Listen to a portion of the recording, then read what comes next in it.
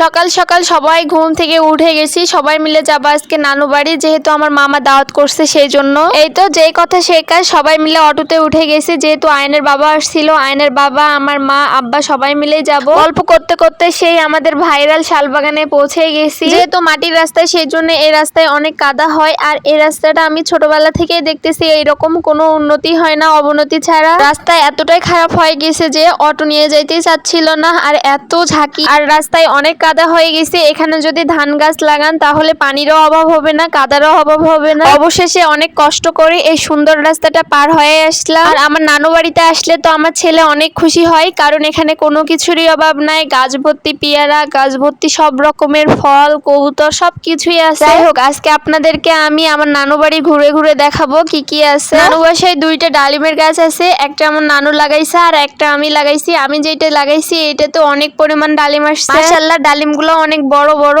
আর আমার নানু কাপড় দিয়ে বেঁধে রাখছে যেন কোনো পোকা নষ্ট না করতে পারে। এইদিকে আবার আমার মামা ড্রাগন গাছও লাগাইছে, মাশাআল্লাহ অনেক ফুল আসে, কিন্তু একটাও ফল আসে না, ফলেরই যেন অভাব নাই। এইদিকে আবার কমলা গাছও লাগাইছে, মাশাআল্লাহ কমলাও আসছে অনেকগুলো। যাই হোক, আমার নানু যেই ফলের গাছই লাগায় সেই ফলই হয় অনেক। আর এই আমগুলো ছিল হাড়িভাঙ্গা আম, খেতেও অনেক মিষ্টি। এইদিকে আবার ছবেদাগুলো অনেক বড় বড় হয়ে গেছে, আমার ছেলের জন্য কয়েকটা নিয়ে নিলাম। এইদিকে তো কাঁঠালও ধরছে অনেক। আমার নানুকে কোনো ফলই কিনে খেতে হয় না, কলা গাছ, নারিকেল গাছ, আমড়া গাছ, সব রকমের ফলের গাছই আছে আলহামদুলিল্লাহ। যেহেতু আমাদের বাসায় আসতে রাত হয়ে গেছে, তাই ভাবলাম অনেকদিন হয় মোমো খাওয়া হয় না, আজকে মোমো বানাবো। ফ্রিজ থেকে মাংস বের করে ছোট ছোট করে কেটে নিছি, এগুলো এখন শিলপাটায় বেটে নিব। অবশ্যই কিন্তু মাংসগুলো মিহি করে বেটে নিতে হবে। বেটে নেওয়া হয়ে গেলে এক এক করে এখন সব রকমের মশলা দিয়ে নিব। প্রথমে আমি দিয়ে নিলাম পেঁয়াজ কুচি, এরপর আমি মরিচ কুচি দিয়ে নিলাম, আপনারা বাড়িয়ে কমিয়ে নিতে পারেন। তারপর আদা বাটা, রসুন বাটা, জিরা বাটা দিয়ে নিলাম। আর মোমোতে একটু সব রকমের মশলা বেশি লাগে, আপনারা যদি মশলা কম খান তাহলে কম করেও দিতে পারেন, কোনো প্রবলেম নাই। গোলমরিচ,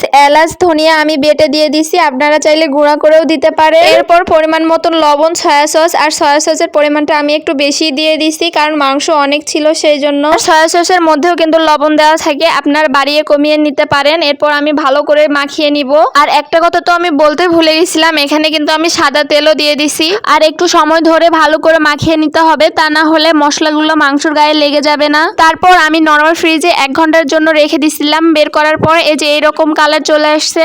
এরপর আমি লেবুর খোসার কুচি করে দিয়ে দিছি, আপনারা চাইলে দিতে পারেন, ফ্লেভারটা সুন্দর আসে। আর আপনারা চাইলে লেবুর পাতা কুচি করেও দিতে পারেন, সেটাও কিন্তু অনেক ভালো লাগে। এই তো আমার মা ফ্রিজে রাখছিল, ফ্রিজ থেকে বের করার পর দেখি সবগুলান একদম বরফ হয়ে গেছে। যেহেতু আমার ছেলে অনেক বেশি অসুস্থ, সেই জন্য আমি মোমো বানাতে পারিনি, আমার মাই বানাইছে, সেই জন্য আমি ভিডিও ক্লিপগুলো নিতে পারি নাই। যাই হোক, আমি অন্য একটা ভিডিওতে মোমো তৈরি করে দেখাবো কিভাবে মোমো তৈরি করতে হয়। আজকের ভিডিওটা এই পর্যন্তই। আমার ভিডিও আপনাদের কাছে কেমন লাগে অবশ্যই কমেন্ট করে জানাবেন। আল্লাহ হাফেজ।